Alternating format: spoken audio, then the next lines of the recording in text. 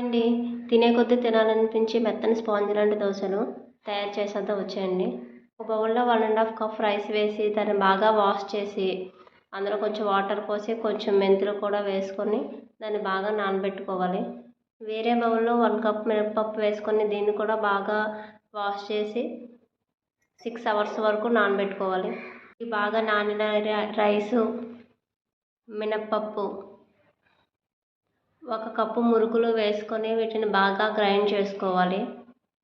చూసారుగా ఇంత soft consistency వచ్చేలా గ్రైండ్ చేసుకోవాలి. ఇప్పుడు దీన్ని వేరే బౌల్లోకి తీసుకొని నైట్ అంతా అలా వదిలేయాలి. మార్నింగ్ చూసారుగా ఎంత బాగా పులిసిందో.